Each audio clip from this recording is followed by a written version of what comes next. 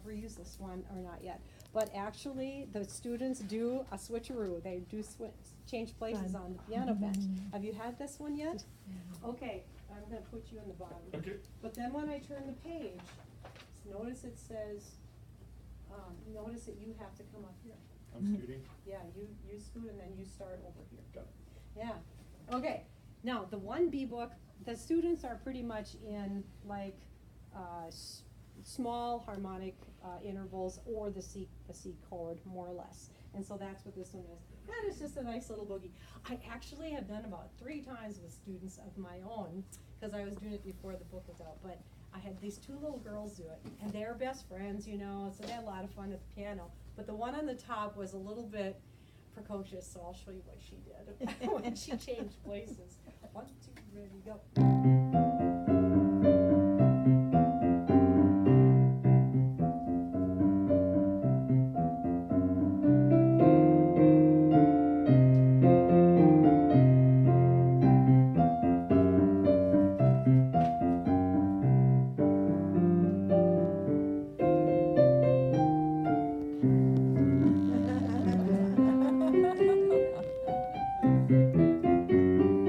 Oh, yes.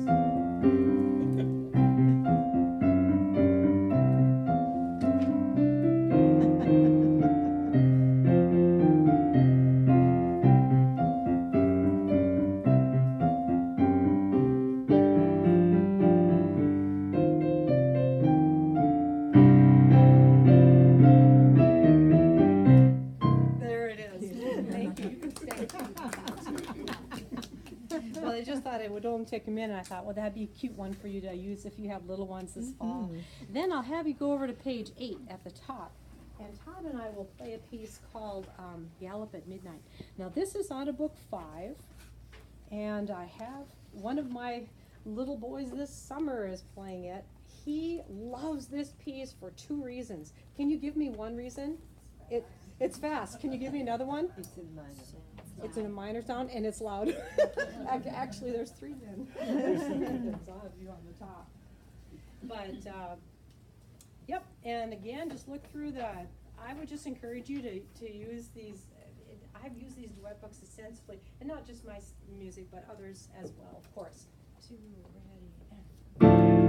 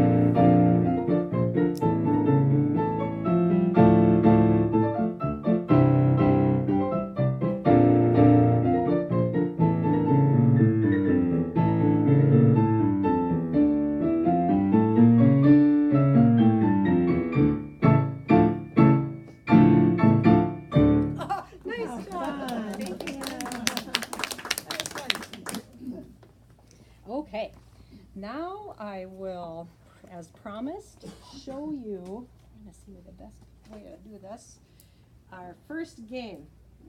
And it's called the Musical Disc Drop Game. What it is a little, you might have seen these at carnivals, maybe school carnivals or different things. And of course, any game can be made into a musical game. Anyway, there's a little stick back here that you put in. There we go. Students are given 6 little discs.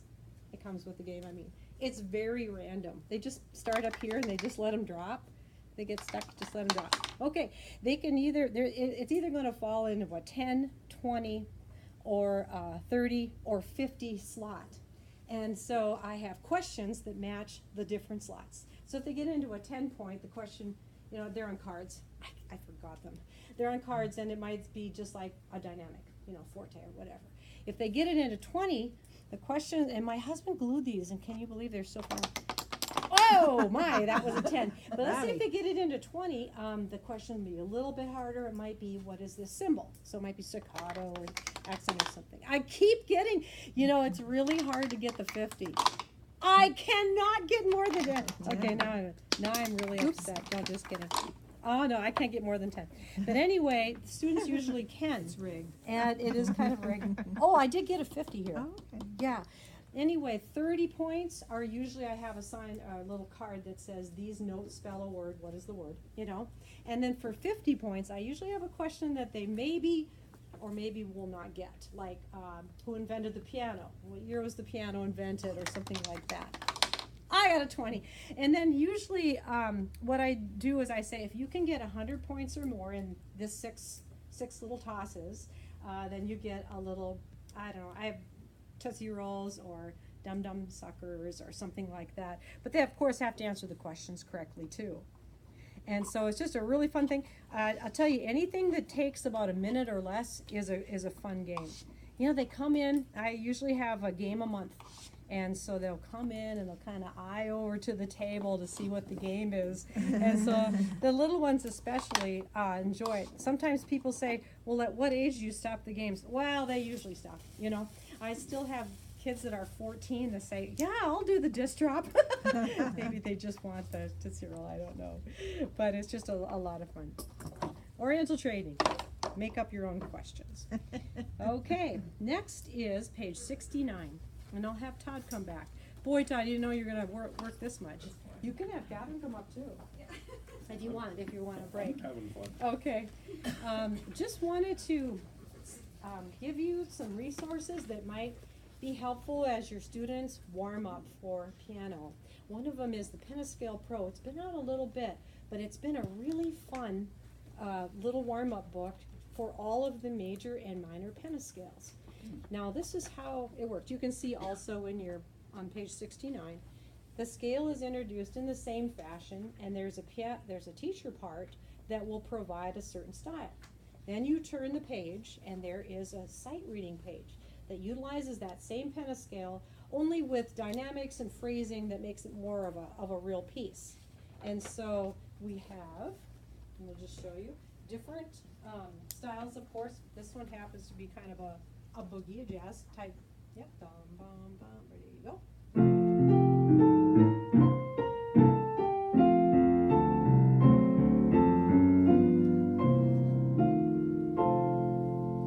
And then you turn the page, and we have Drive and Boogie, which is the sight reading. 1, 2, ready, go.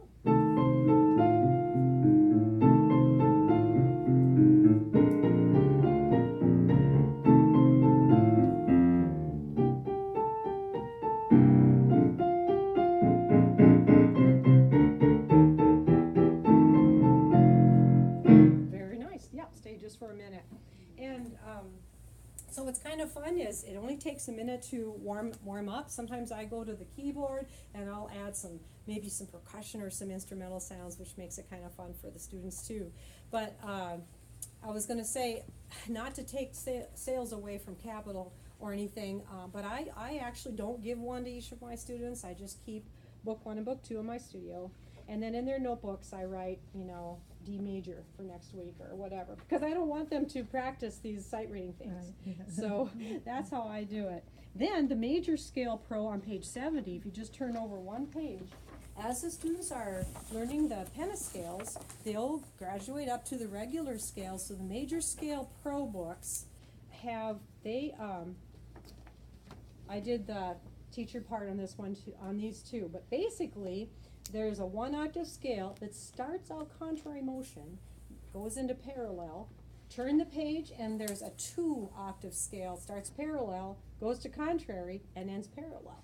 So it's kind of fun. And I kept the style the same as we go, from the 1-octave to the 2-octave. So for instance, here's King of Ragtime in the 1-octave. I think that's in your sampler too. 1,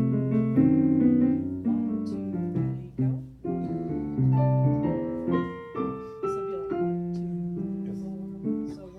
Sure where to be. 2, ready, go. Float right. Yeah.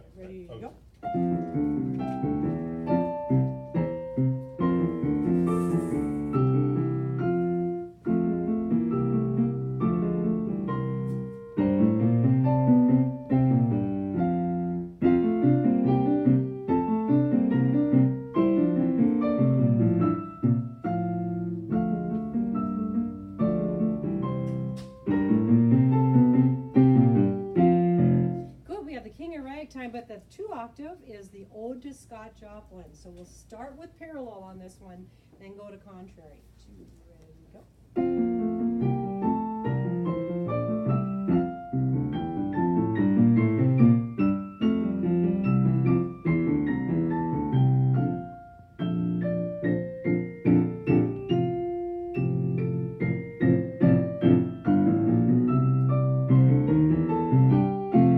Yeah, very good. You know your scales very well, young man. Okay, you can go for a while. Thanks a lot, though. Yeah, and same with, as on the pentascale, sometimes I'll go to the other piano and let them have the freedom of the piano as well. But it's kind of fun. It's kind of fun as a teacher too to just play a little bit, you know, with the students as well. So those major scale pro books are a fun way to warm up. And then this fall, there should be, I did duet parts to Hannon, which was really fun. It was kind of challenging actually, but they should be out this fall, and it's just called Hannon for Two. I love the Hannon. I always use it with my students as they get older. I never get tired of it. They might, but I don't know, just kidding. Now, I'll have you go to page 64. 64. And as the students are doing their scales, pentascales and major scales, you might like to consider using these In All Keys books. They are 26 original solos in all of the major and minor keys that follow the circle of fifths. And book 1 is the sharp keys, book 2 is the flat keys, and they're in the intermediate type level. Because no matter how long we have our students, if it's just for a short time or if it's a very long time, it would be highly unlikely for them to experience all of the major and minor keys in their study with us. So it's kind of fun to allow them to have this experience of playing in all keys, while at the same time reinforcing the scales, chords, arpeggios, and the harmonic progressions that are common to these keys. Now I think in your sampler you have My Heart Belongs to You. These books will also have a variety of style, marches and boogies and Latin and different styles, of course, with each piece. But My Heart Belongs to You is more lyrical.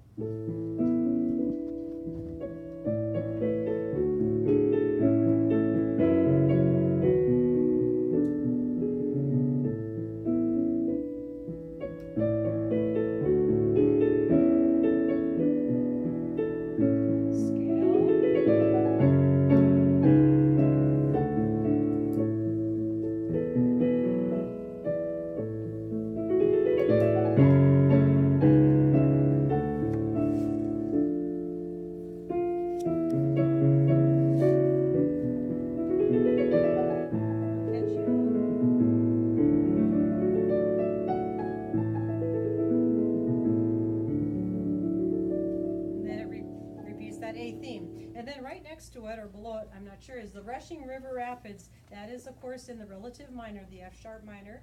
We have changing meters here, arpeggios, again with chromatic scale, all in a very dramatic and fiery setting.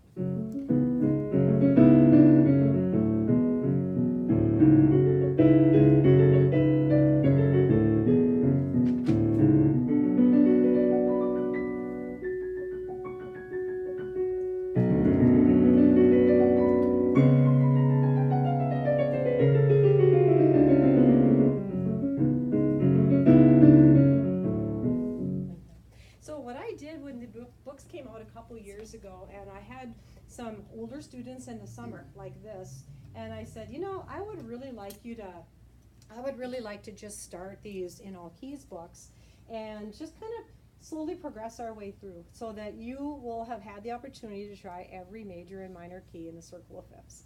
And so that's kind of what we did without any deadline. Sometimes they enjoyed the pieces, we use the pieces beyond that too, but anyway, that was my goal. All right.